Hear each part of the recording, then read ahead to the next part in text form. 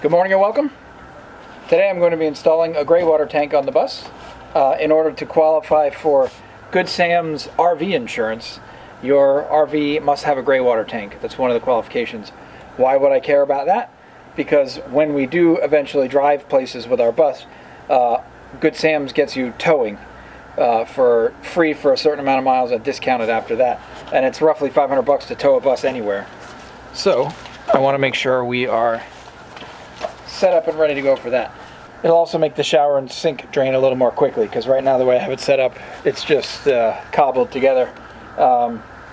It's a little slow to drain.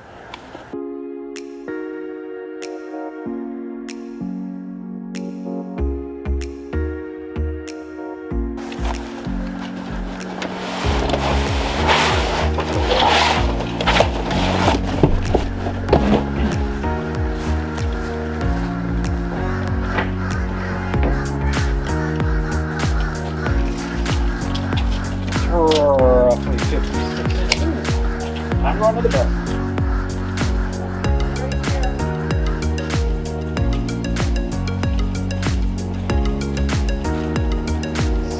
Alright, so I measured the underside of the bus. There are, going across the bus, are ribs that look like I-beams set across the frame.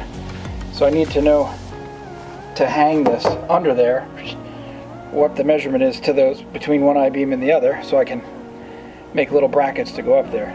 Measurement is 60 1/2 inches, which is nice, because we can make that happen.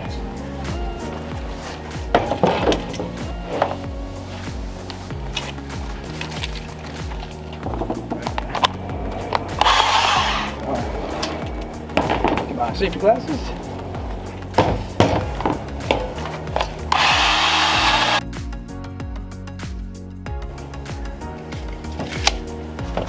Alright, cross pieces need to be 25 inches, which we can make happen using these no problem.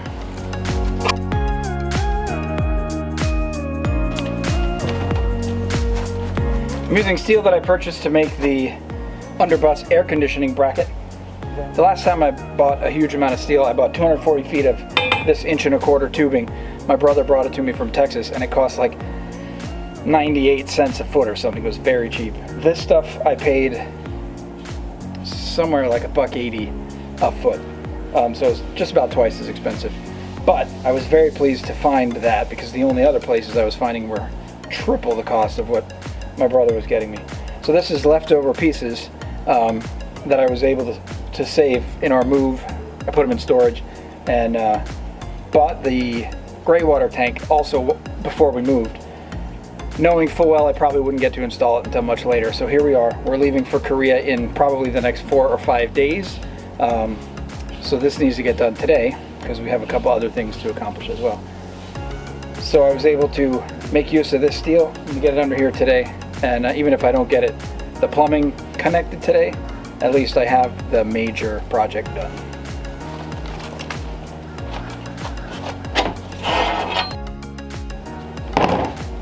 This bandsaw is my favorite saw I've ever bought. It makes quick work of these steel cuts like I could never have imagined. Look out, Penny. Yeah.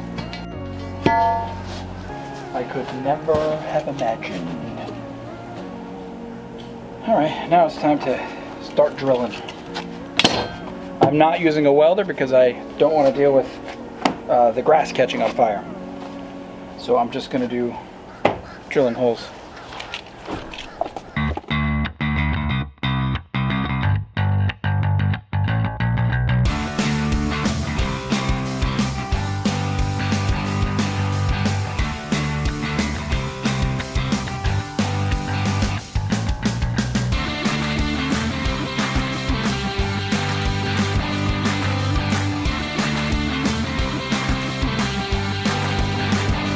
I'm reminding myself to wear gloves because I often get steel splinters, shards in my skin.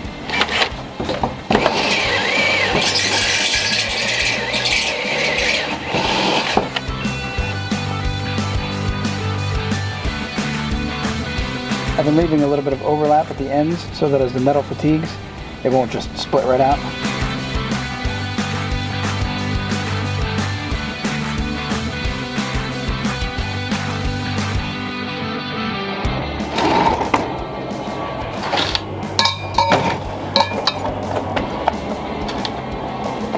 Alright, so some of these pieces of steel are pre-drilled already from when I was doing the air conditioning mount. I ended up chucking these and using something different.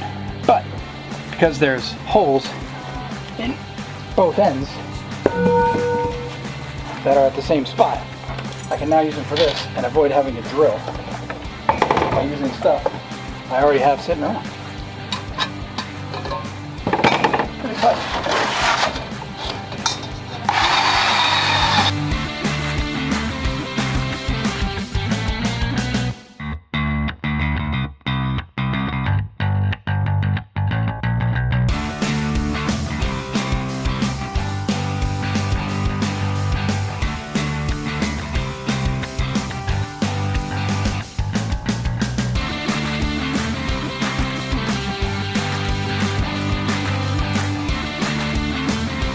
The way I have our Skoolie set up, I don't need this to hold a ton of water. At 40 gallons, it would be roughly 320 pounds if I did fill it up, which is really heavy.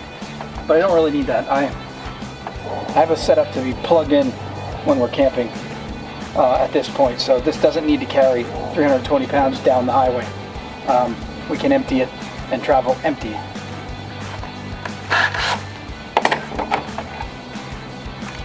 But I make all the underbus bins out of really strong steel, just in case, sort of overbuilding it so that it's likely to never fail because of regular wear and tear. If I run into something or something like that, that's different. But regular wear and tear should be just fine, even if we are traveling 320 pounds of water in it.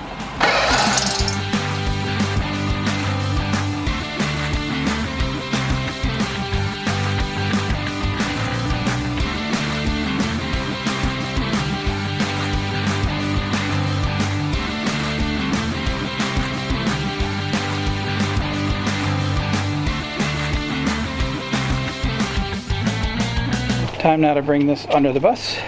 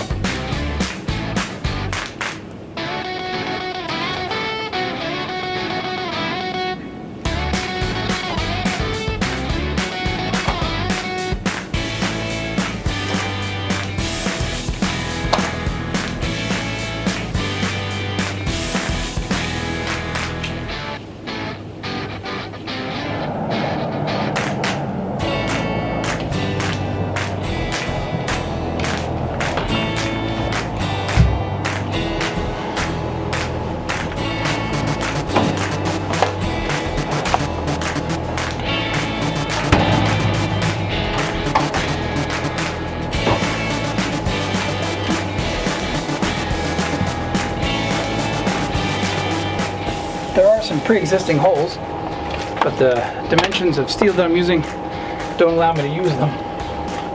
So I have to drill my own holes. I need my template, which I created out there, so that I'm sure I'm drilling the holes in the right spot.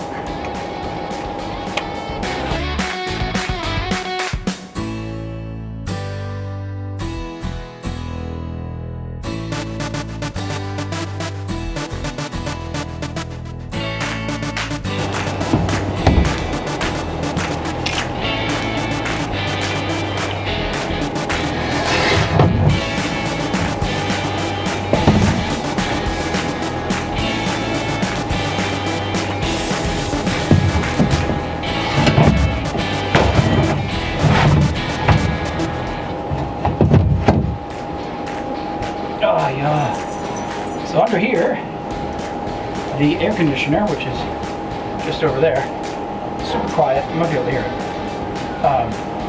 Under here, it makes it very hot because the air conditioner is blowing hot air out from inside the camper. And this side, I'm just going to do one at a time, straight through, get it fixed, come back to the other. Uh-oh. I thought I brought everything with me. Thought I dropped. There it is. Dropped the ringing bit, or the step bit.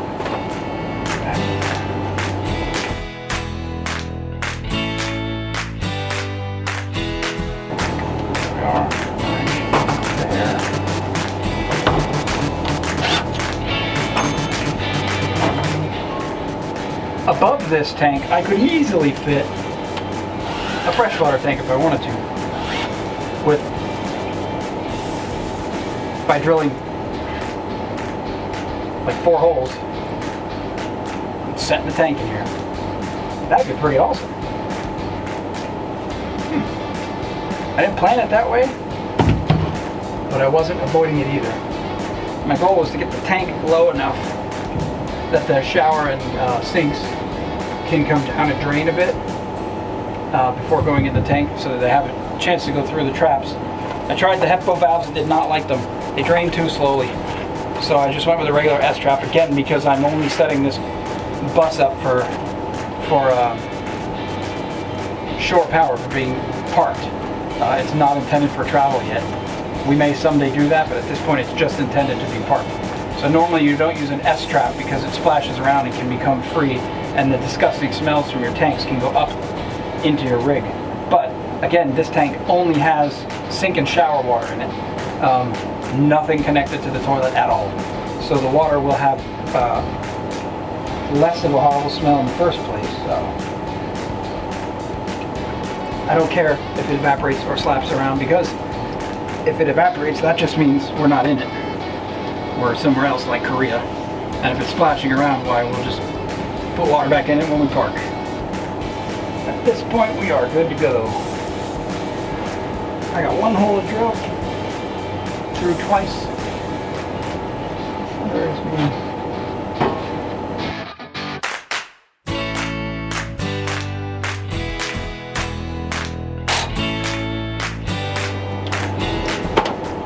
Alrighty, now just need to fasten it in place for up and down. What would that be? Lateral, vertical, for vertical stability.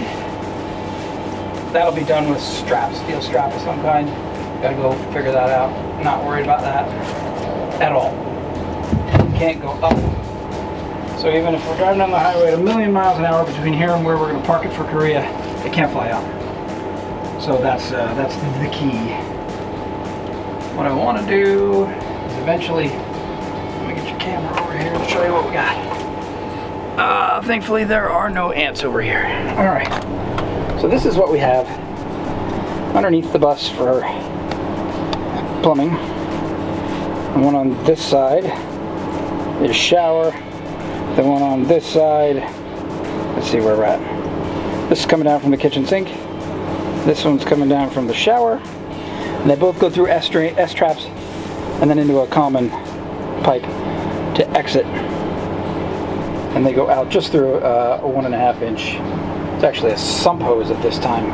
We are not set up for permanence at this point. This was just a quick place to live while we were getting ready for Korea. But now, the plumbing comes down here, and then so it comes down and then to the rear, so we're going back along the back of the bus. This is where now the tank is. So it's like, I don't know, 1.5 feet to the edge of the tank. But we want to come over here, so we can get you in here. Yeah. This is about 6 inches from the edge of the tank. We want to come in a bit. Tap a hole, or maybe over here. Tap a hole in there to connect the shower drains to the tank. Then I have 40 gallons worth of space to drain this thing while I'm showering and using the sink. It can just go in here, but it'll also be coming right out here to go into the shore Greywater connection. So, there we go. That's today's project.